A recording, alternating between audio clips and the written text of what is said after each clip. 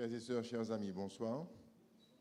Je pense que vous avez passé une très bonne journée sous le regard de Dieu et que le Seigneur vous a béni abondamment. Et merci de votre présence en ce soir. Une bienvenue à chacun de vous qui est ici en présentiel et une bienvenue également à tous ceux-là qui nous suivent par le biais du net.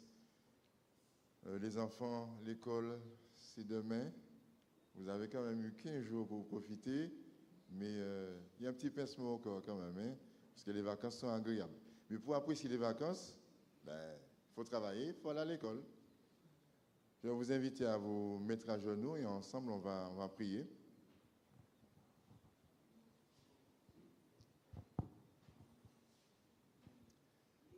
Notre Dieu et Père, nous te remercions pour cette bonne journée passée sous ton divin regard. Merci de nous avoir gardés, préservés. Merci pour le souffle de vie que tu nous as conservé. Et merci de nous conduire dans ta maison ce soir, afin, Seigneur, d'être entretenu par toi à travers ta parole, que tu puisses parler à nos cœurs et que nous puissions accepter tes paroles avec joie. Pour ce faire, pardonne nos fautes, nos transgressions, lave-nous de toute iniquité, de tout ce qui n'est pas de toi, et que tu nous donnes ton Esprit Saint afin que tout ce qui sera dit et fait soit de nature à nous édifier, nous approcher plus près de toi.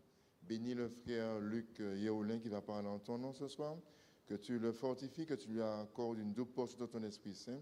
Nous avons une pensée pour nos frères et sœurs qui sont malades à l'ité, par sa main guérissante sur chacun d'eux, tous ceux-là qui nous écoutent par le biais du net, que tu leur déverses ton Esprit Saint également en chacun d'eux et que tes paroles soient accueillies avec joie et que cette joie puisse inonder le cœur de chacun. Bénis-nous tous au nom de Jésus, ton Fils, et pour ta gloire. Amen.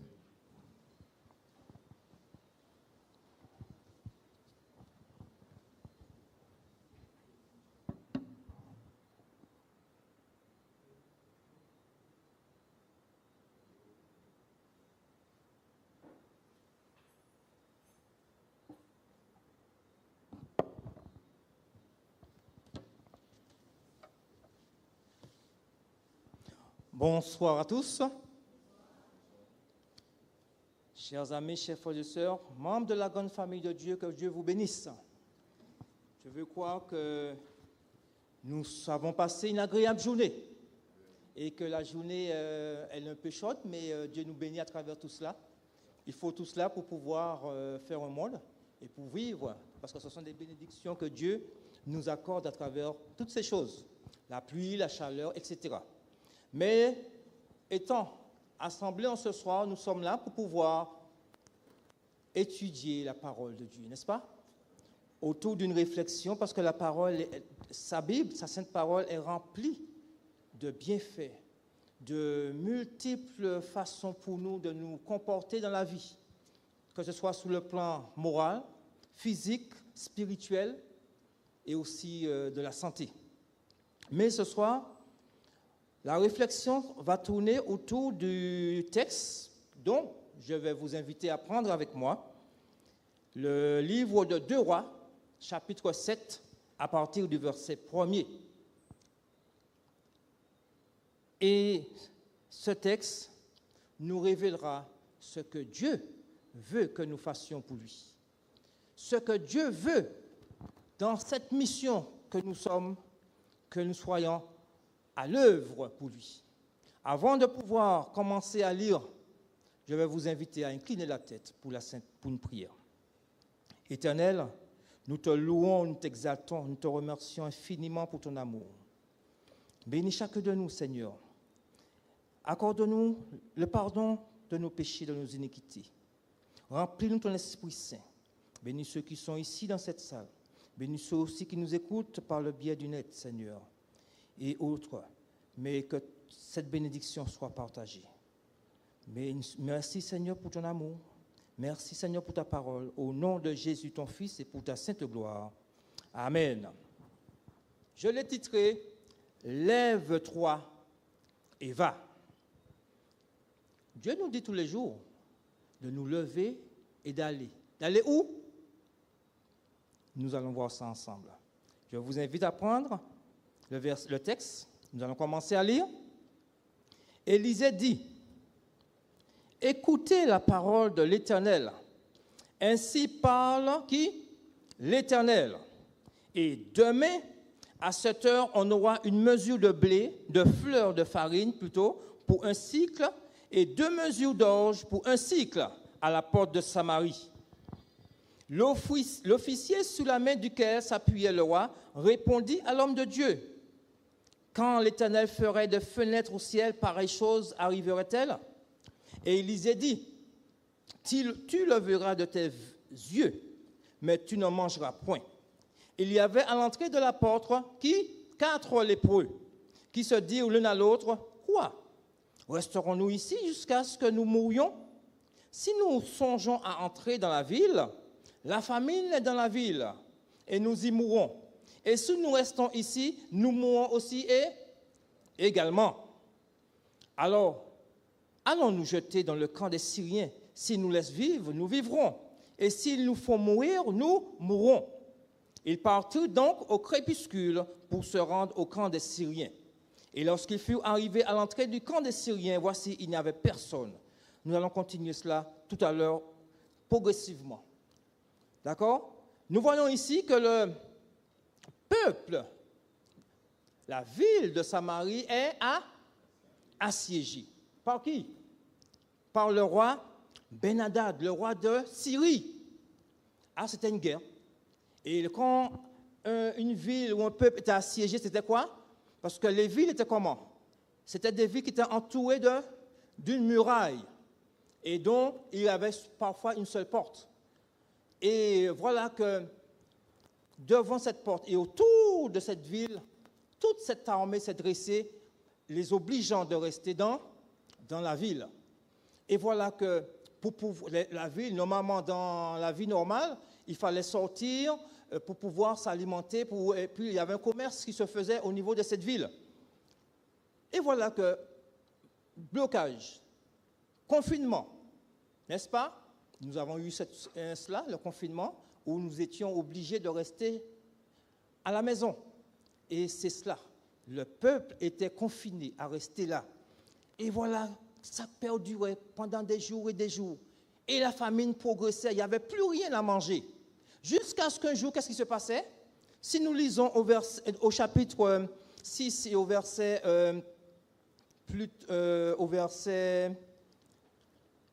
6, bon, j'ai pas au chapitre 6, où 2 femmes se disputèrent. Pourquoi? Parce qu'elles sont arrivées à manger leurs propres enfants. N'est-ce pas que c'était vraiment dur? N'est-ce pas que le peuple avait vraiment diminué, était vraiment au plus bas? C'est que l'une avait mangé l'enfant de l'autre la veille, et voilà que l'autre où on devait manger l'autre enfant, eh bien, elle a désisté, l'affaire. Elle a désisté. Alors, qui veut dire que le peuple était vraiment descendu au plus profond. Et pourquoi le peuple était descendu dans cette situation-là? À cause de quoi? À cause de leur désobéissance, à cause du péché qui sévissait dans la ville.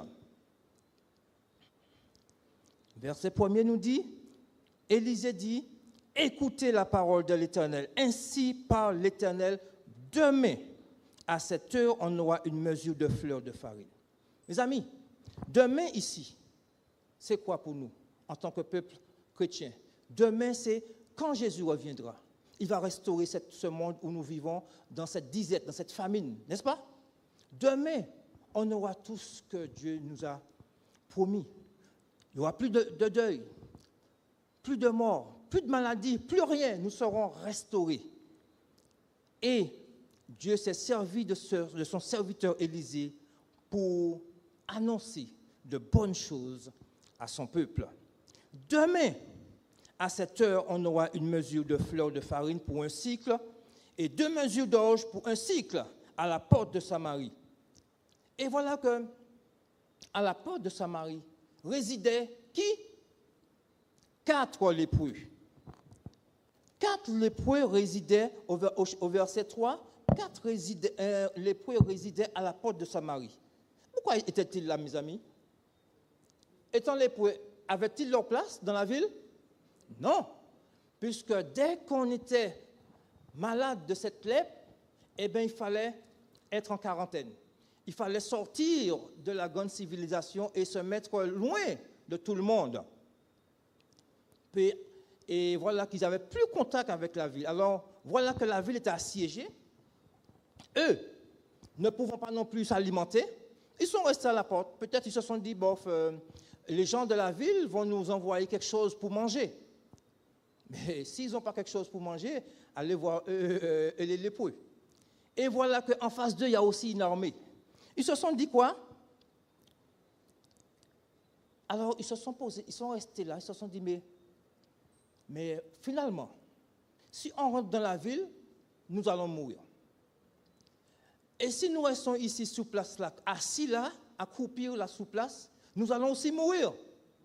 Ils se sont dit, à qui tout double, nous allons tenter quand même notre chance, que nous allons partir dans le camp des Syriens.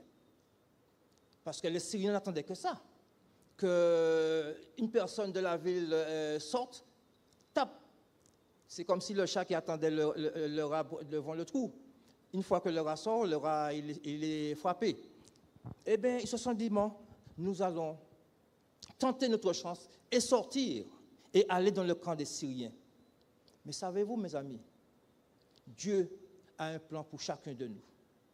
Dieu nous devance toujours dans les difficultés, n'est-ce pas? Dieu, lorsqu'on croit qu'il n'est pas là, il est toujours là. Alors, nous continuons notre lecture. 5. Ils partirent donc au crépuscule. Qui ils? Les 4 lépreux. Le crépuscule, là, c'est à quel moment? Le crépuscule, là, c'est au coucher du soleil. Vous savez que le crépuscule, il y a le crépuscule du coucher du soleil, il y a le crépuscule du lever du soleil, qu'on appelle l'aube ou aurore, n'est-ce pas? Et une fois que le soleil disparaît, il y a encore une petite lueur. Et cette petite lueur-là s'appelle le crépuscule.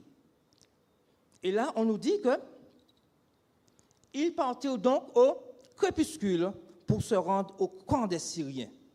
Et lorsqu'ils furent arrivés à l'entrée du camp des Syriens, voici, il y avait du monde? Personne. Qu'est-ce qui s'est passé, mes amis? Ils sont partis comme ça à la plage, ils ont été se balader, ils ont dit, bon, le peuple ne sort pas, alors bon, nous allons nous balader un petit moment. Non! 6. Le Seigneur avait fait entendre dans le camp des Syriens un bruit de chars et un bruit de chevaux. Oula! Le Seigneur s'est manifesté. Le Seigneur a vu que son peuple était en péril. Le Seigneur a vu que son peuple avait faim. La terre, cette terre a faim, mes amis. 4 lépreux. 4 lépreux. Le chiffre 4, pour vous, ça ne vous dit rien dans la Bible? Le chiffre 4, c'est le chiffre de la terre. D'accord?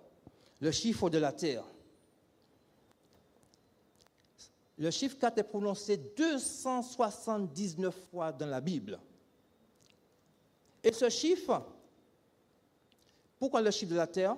Il y a les 4 points cardinaux, le nord, le sud, l'ouest et l'est. Qui veut dire la nature, eau, mer, terre et air. 4.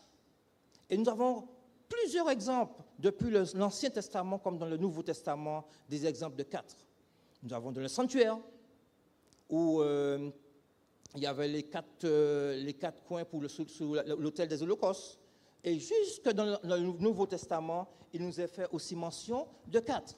Mais 4 lépreux, qui veut dire l'humanité, nous sur terre. Alors, nous allons continuer notre description ici. Le bruit d'une grande armée. Ah, ils ont entendu du bruit, mais ils n'ont rien vu, les Syriens. Alors, ils se sont dit que, sûrement, le peuple a appelé les Étiens, les Égyptiens, l'armée de ces peuples, à notre course pour pouvoir nous combattre. Et ils ont eu peur. Ils ont fui, ils ont tout laissé, ils sont partis en trombe. Ils ont laissé les chevaux. Alors, quand les 4 lépreux sont arrivés dans le camp, quand ils trouvaient, eh bien, les ânes, les animaux attachés, et puis ils ont trouvé tout, parce que peut-être qu'ils étaient en train de boire et de manger, eh bien, sous le coup, ils ont tout lâché, ils se sont enfuis. Quand Dieu agit, mes amis, il agit. Alors, À quel moment a-t-il agi? Verset 7. Ils se levèrent et prirent la fuite au crépuscule. Et à quel moment sont partis les 4 lépreux? Au crépuscule aussi. Au même moment que les lépreux se sont levés pour partir dans la ville, au même moment, le bruit de chars et de l'armée s'est manifesté dans le camp. Parfois, on a peur de faire des choses pour Dieu, mais Dieu nous devance. Parfois, nous partons dans un quartier quelconque pour pouvoir prêcher l'évangile. Et puis on se dit, ah non, je ne peux pas aller à la maison là, je peux s'ouvrir moi. Mais Dieu a déjà préparé le cœur pour vous recevoir, mes amis. Dieu a déjà préparé le cœur. Et puis, voilà que vous arrivez, bonjour, bonjour, et vous vous présentez. Tout de suite, vous n'avez même pas le temps de parler, on vous laisse déjà rentrer à la maison, il y a grande ouverte pour vous. Parce que tout est déjà préparé, Dieu vous a déjà devancé. Et ces gens-là, hostiles à l'évangile qu'ils étaient, ils sont devenus doux pour pouvoir accueillir ce que vous avez à leur dire. OK? 4 lépreux, 4 Hébreux aussi à Babylone. Nous avons aussi l'exemple de 4 Hébreux à Babylone. Ils ont témoigné à Babylone, qui veut dire Shadrach, Meshach et Abednego, ainsi que Daniel. Dans la fournaise ardente, il y avait qui? Ils étaient combien dans la fournaise ardente? Aussi 4. Yes, aussi 4. Et dans le verset de l'Apocalypse, qu'est-il dit? Ils rassembleront ces élus des 4 vents de la terre. Alors, prêchons cette parole, des messages des 3 anges. Alors, je continue. Ces 4 lépreux, ils sont entrés dans cette ville. Le point crucial de notre prédication de ce soir. Lève-toi et va. Ils étaient assis là, à croupir là ensemble dans leur maladie. Et voilà qu'ils sont entrés dans cette ville. Et ils ont commencé à ramasser des choses, puisque longtemps ils n'avaient pas mangé. Ils ont commencé à manger, et à ramasser, à aller cacher des choses. Eh bien, nous sommes pareils que les Hébreux, que ces lépreux. Nous ne sommes pas mieux qu'eux, mes amis. Nous ne sommes pas mieux qu'eux. Je vous dis pourquoi. Nous venons, nous entendons l'évangile, nous remplissons la pensée de l'évangile, mais est-ce que nous partageons cet évangile? C'est pourquoi à un moment, ils se sont dit, au verset 9, puis ils se dirent l'un à l'autre, nous n'agissons pas bien. Cette journée est une journée de bonnes nouvelles. Si nous gardons le silence et si nous attendons jusqu'à la lumière du matin, le châtiment nous atteindra. Hein? Parfois, nous restons là, des années, nous sommes là, assis à l'église. Nous écoutons l'évangile, nous repartons, nous revenons, nous repartons, sans dire à celui qui est près de nous ce que nous avons eu comme connaissance, sans partager avec autrui ce que nous avons. Et les Hébreux, les 4 lépreux plutôt, ils sont en train de même se dire, ah non, cette journée, qui veut dire le jour suivant, parce qu'au verset 1er, Élisée, qu'a-t-il dit? Il avait prophétisé que demain, à cette heure, on aura une mesure de fleurs de farine. Et ce prophète est représenté par toute la parole de Dieu. La parole de Dieu nous dit que Jésus revient bientôt. Et c'est ce que le prophète leur a dit, demain. Et quand il a dit ça, c'est sous la toute puissance de Dieu. Demain. Et la Bible nous dit, dans depuis la Genèse jusqu'à l'Apocalypse, Jésus revient bientôt. Et moi, je ne vais même pas dire bientôt, là, je vais dire très bientôt. Il est déjà en marche. Il est déjà en marche pour venir chercher ses enfants. Et ce message que nous avons, donnons-le à ceux qui nous entourent.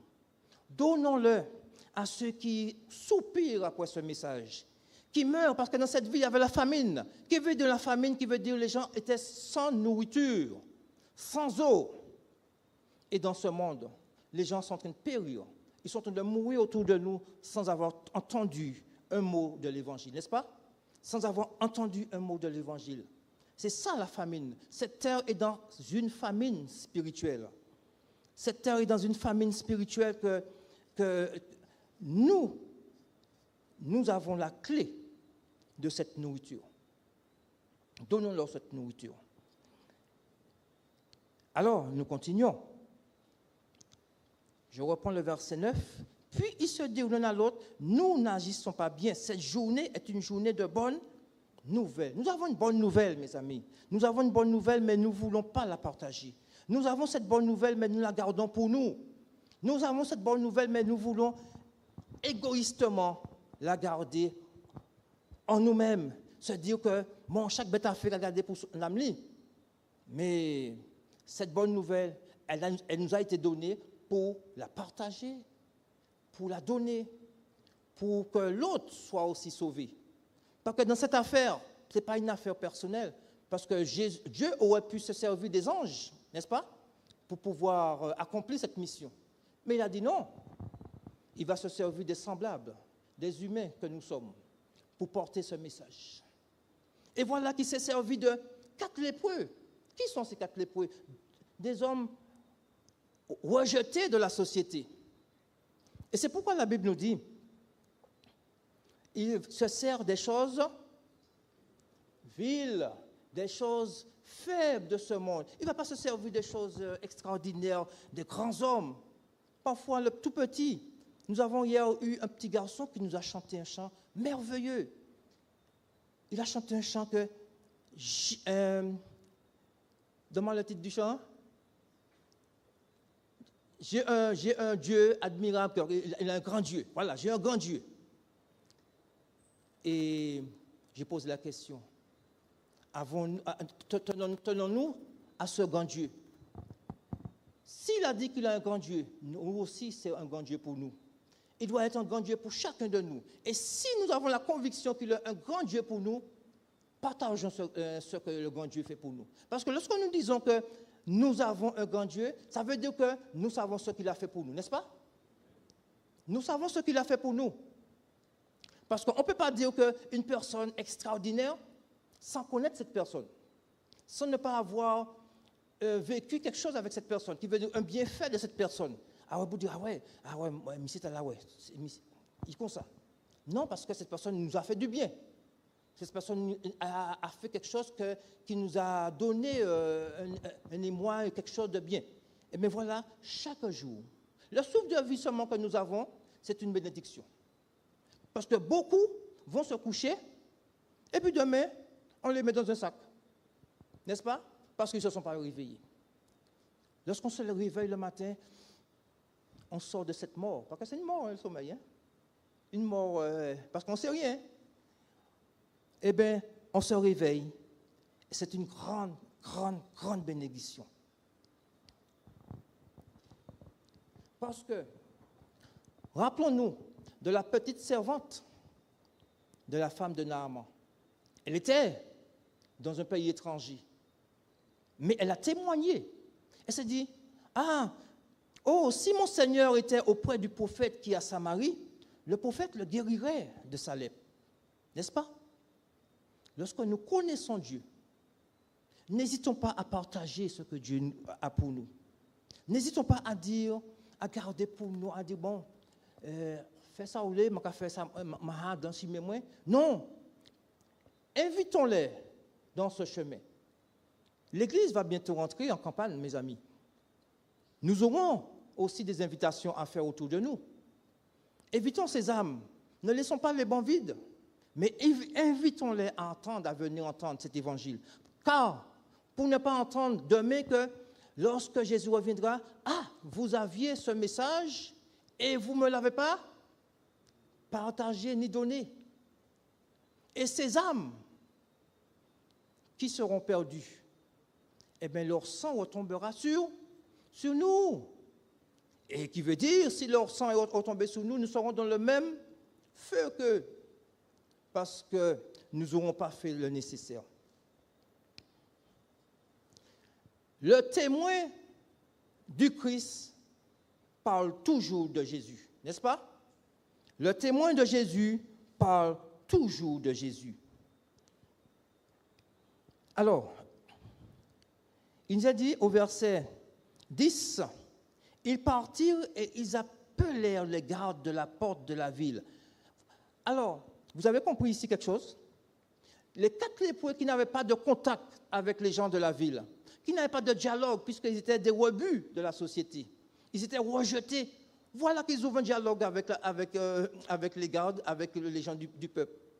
Parce qu'ils se sont dit, non, cette bonne nouvelle, nous voulons la partager. Elle est trop belle. Il y a de la nourriture. Parfois, Dieu nous délivre. Dieu fait de bonnes choses pour nous et puis nous sommes là en train de nous lamenter. Et la libération est déjà au porte de nous. Hein? La libération est déjà au porte de nous et puis nous sommes là en train de nous lamenter parce que nous n'ouvrons pas les yeux. Vous vous rappelez l'histoire du serviteur d'Élysée, hein? Dans le chapitre 6 précédent, plutôt 5, où l'armée les a encerclés. Et le serviteur, il sort de bon matin. Quand il a regardé, il était effrayé. Aïe, aïe, aïe, aïe. Nous morts. Eh bien, Élisée lui a dit, mais non, tout doux, comme dit le pasteur. Tout doux, montez tout son. Hein? Il a dit, mais non. Il a prié le Seigneur de lui ouvrir les yeux. Et à ce moment, il a dit, ceux qui sont avec nous sont plus nombreux que ceux qui sont contre nous. Et chaque jour, mes amis, nous avons cette cohorte d'anges autour de nous. Et nous avons peur, nous avons une crainte. Ah, ça manque fait. Nous nous lamentons tout le temps. Donnons à Christ le combat. Donnons à Dieu la première place. Donnons-lui l'opportunité d'agir pour nous. Et voilà que c'est lépreux, ce peuple, parce que c'était le peuple de Dieu, mes amis, avant tout. Dieu s'est dit, ah non, je ne vais pas laisser mon peuple croupir. Bien qu'ils ont mal agi, ils désobéissent, ils font des choses qui ne sont pas bien. Mais je vais quand même intervenir. Parce que vous savez que Dieu n'est jamais en retard. Il n'est jamais en retard. Parfois on se dit, mais ça fait 20 ans que je prie. 15 ans, 50 ans que je prie, je ne vois rien arriver. Il n'est jamais en retard. C'est comme une échelle. On descend, marche après marche. On peut arriver à la dernière marche, mais on ne mettra jamais le pied par terre. Parce qu'avant de mettre le pied par terre, Dieu aura déjà agi. Parce que Dieu ne va pas nous laisser toucher le sol. Il ne nous laissera pas toucher le sol. Il va agir pour nous. Il va se manifester. Au moment que nous n'allons pas nous attendre, il va se manifester. OK? Alors, ne gardez pas le message pour nous. Alors, il suffisait pour les 4 lépreux de faire 2 gestes. De se lever et d'aller. 2 choses. C'est ce que Dieu nous demande. Levons-nous et allez. Parce que le fait de nous lever, parce que le péché fait quoi? Le péché nous enfonce. Le péché nous accable. Le péché nous fait même pas nous asseoir, mais nous coucher. Nous couche, nous enfonce au sol. Et une fois que Dieu entre dans notre vie, qu'est-ce qu'on fait? On se relève, on se redresse. D'accord? C'est comme une plante. Vous partez 2 jours hors de chez vous, quand vous revenez, vous voyez la plante. Elle est pliée sur elle-même. Parce qu'elle n'a pas eu l'arrosage, un peu d'eau. Et une fois que vous l'avez arrosée, vous voyez comment elle commence à s'ouvrir. Eh bien, c'est ça. Lorsque nous n'avons pas le Christ, eh bien, nous sommes ratapla. Nous sommes pliés sur nous-mêmes jusqu'à mourir. Parce que la plante, si vous ne l'avez pas arrosée dans les temps, elle va mourir. Même si là, vous venez l'infliger une tonne d'eau, elle est morte. Hein. Mais c'est pourquoi je vous dis que Dieu ne vient jamais trop tard. Et la plante, elle est arrosée dans les temps et elle reprend sa vigueur, son aspect normal, son feuillage, sa couleur et tout et tout. C'est cela. Alors, Dieu nous veut toujours à son service. La mission n'est pas terminée. Nous sommes en pleine mission. Nous sommes dans un conflit cosmique, comme la leçon de ce trimestre, ayant comme thème le trimestre la grande controverse, la controverse. OK? Et ce grand conflit plutôt, entre le bien et le mal, se poursuit sur cette terre. A commencé au ciel et se poursuit sur cette terre. Et soyons du côté du vainqueur. Ne soyons pas du côté du vaincu. Parce que le vaincu, il veut que nous soyons... Parce qu'il sait qu'il est perdu. Mais il veut nous aussi nous perdre. Il ne veut pas aller seul dans le feu. Hein. Ah non, parce qu'il voit trop de chaleur pour lui tout seul. Il veut que nous soyons accompagnés. Il veut partager cette chaleur avec nous. Mais il ne faut pas lui donner cette opportunité de partager cette chaleur avec lui. Laissons-le dans ses affaires. Et donnons à Dieu la première place dans nos vies. Donnons-lui l'opportunité de faire de grandes et de grandes choses pour nous. Ce monde, l'histoire ici est représentée quand l'armée a entendu le bruit, c'était la nuit. Parce que le crépuscule, comme j'ai dit, c'était à la tombée de la nuit. Et Dieu s'est manifesté dans la nuit. Et le matin tôt, le lendemain, c'était la journée. Et c'est là ils ont retrouvé la nourriture, ils ont retrouvé une aisance de vie. Et le peuple était sorti de son confinement. Nous sommes confinés, mes amis, sous cette terre. Nous sommes dans les ténèbres de ce monde. Mais Dieu a une lumière pour nous. Dieu se manifeste chaque jour pour nous. Même si notre situation est difficile, il est là. Et il sera toujours là. Et il agira. Donc, faisons-lui confiance. Amos 8, 11, 12 nous dit « Voici les jours viennent, dit le Seigneur, l'Éternel, où j'enverrai la famine dans le pays, non pas la disette du pain et la soif de l'eau, mais la faim et la soif d'entendre les paroles de l'Éternel.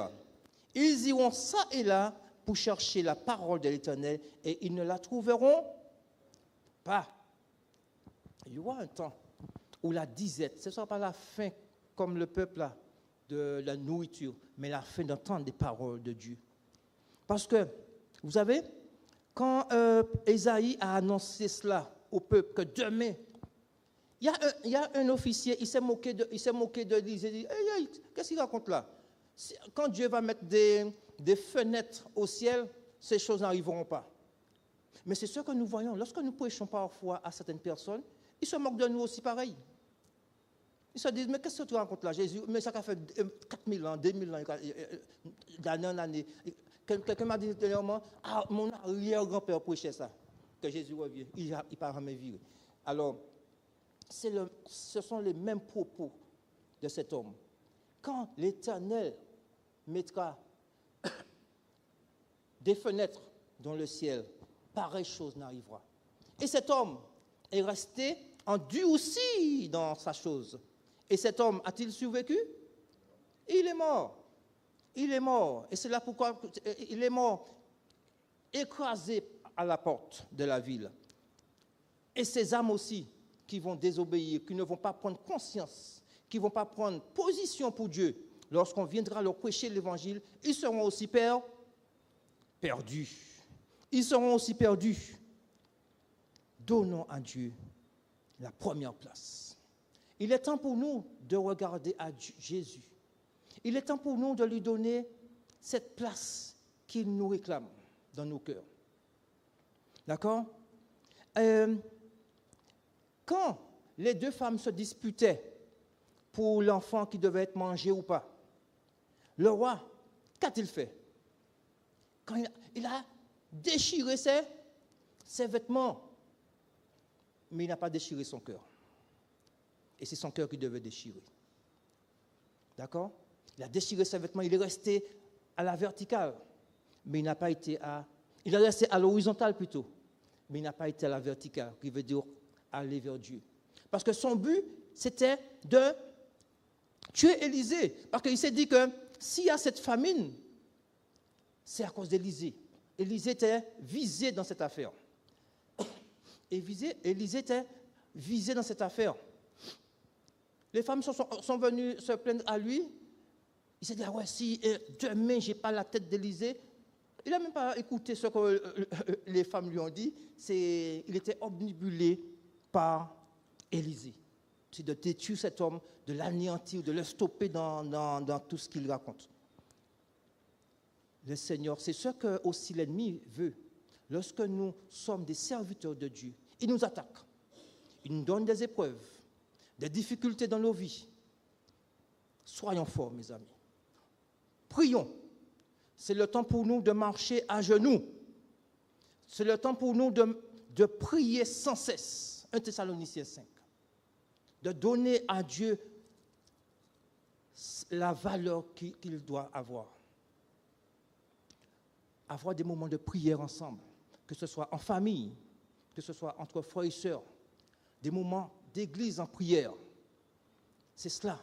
Et ça va donner à l'église une force. Nous entrons dans un conflit, dans un combat là maintenant. Nous allons combattre l'ennemi sur son champ de bataille. Si nous ne nous mettons pas à genoux, peine perdue. N'est-ce pas?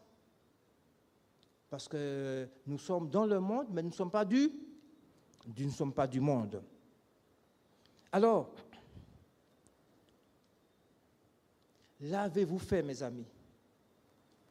Je me lèverai, Luc 15, verset 18 nous dit, je me lèverai, j'irai vers mon Père. Qui c'est qui avait dit ça? Le fils prodigue. Je me lèverai, j'irai vers mon Père et je lui dirai, mon Père, j'ai péché contre le ciel et contre toi. Chacun, c'est vrai, nous avons failli à notre mission d'une manière ou d'une autre. Disons comme le fils prodigue, je me lèverai et j'irai vers mon Père. Comme ces 4 Hébreux, comme ces 4 lépreux plutôt, nous nous lèverons et nous irons dans cette ville. Et ils ont été pour avoir du secours et ils ont eu des bénédictions. Ils sont partis pour avoir du secours, pour se dire, bof, si tu es nous, si pas tu es nous, bof, autant pour nous. Mais ils ont eu des bénédictions, ils ont trouvé beaucoup de choses, ils ont caché, ils ont mangé. Et après, ils se sont dit, ah non, nous ne pouvons pas rester là, il faut partager cela. Mes amis, cessons d'écouter, mais partageons ce que nous écoutons. OK? Alors, sommes-nous encore assis dans les ténèbres? Levons-nous de cette ténèbre et partageons cette parole. Il suffit de se lever et d'aller. Puisse Dieu vous bénir et qu'il vous garde.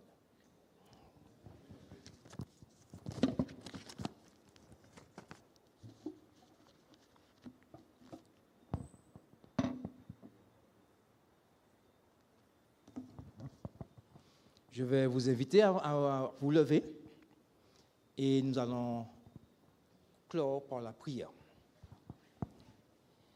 Éternel, merci grandement pour ton amour. Éternel, nous te sommes très reconnaissants pour tes multiples bienfaits dans nos vies. Merci de nous avoir gardé ce souffle de vie jusqu'à ce moment. Merci pour cette parole que tu nous donnes.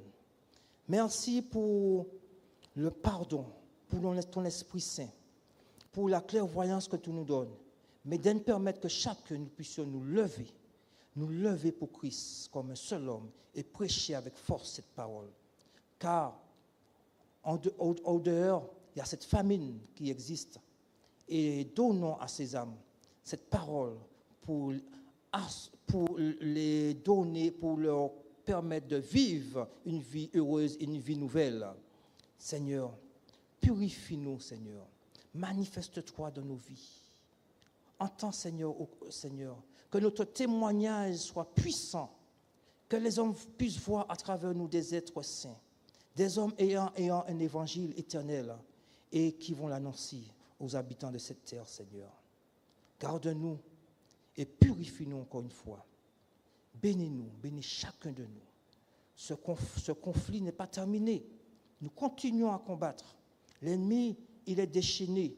Mais avec la force que tu nous donneras, Seigneur, nous serons plus que vainqueurs, Seigneur.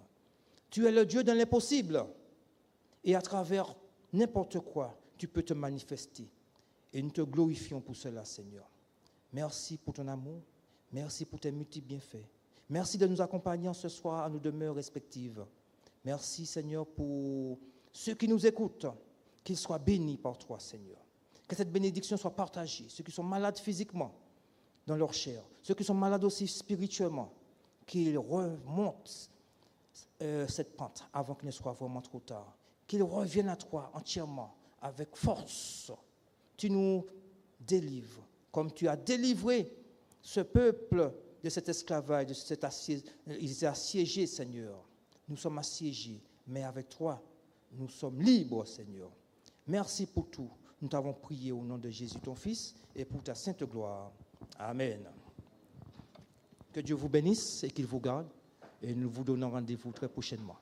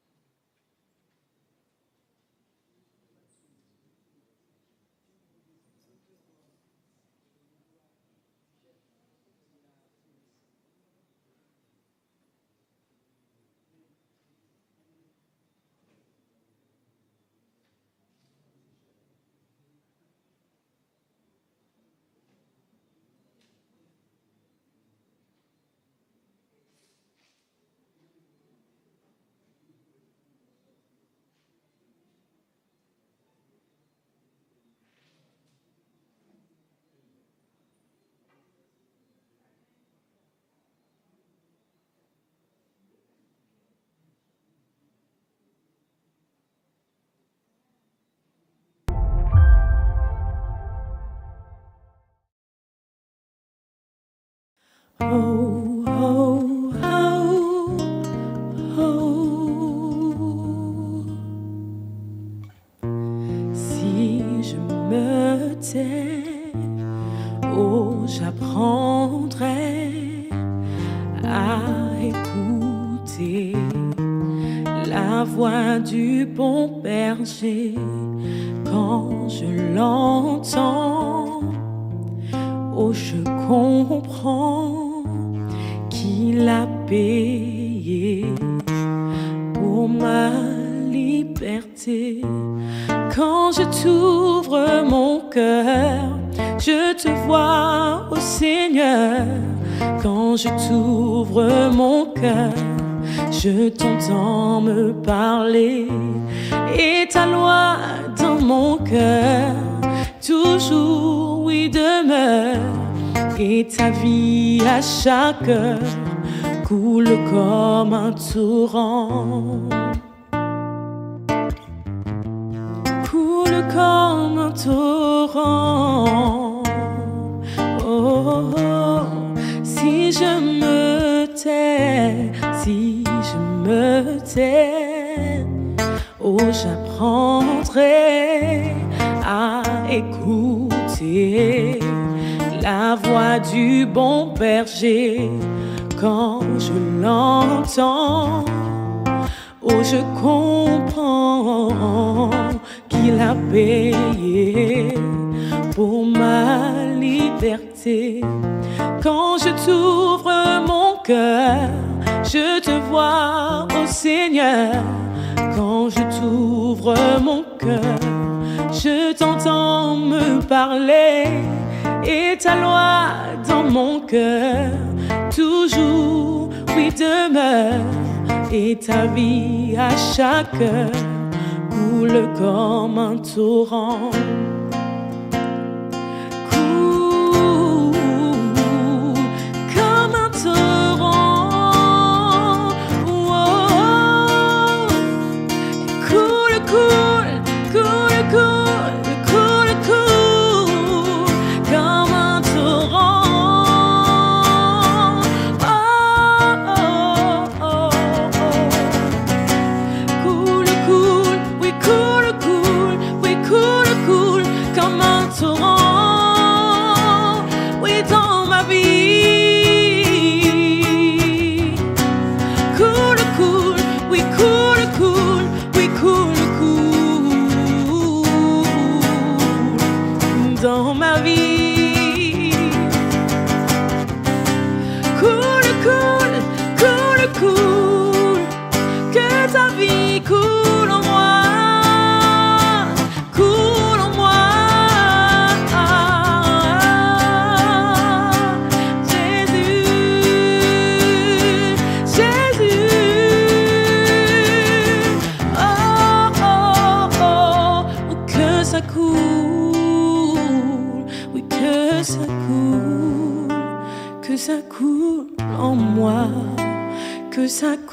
en moi, que ça coule, oh, que ça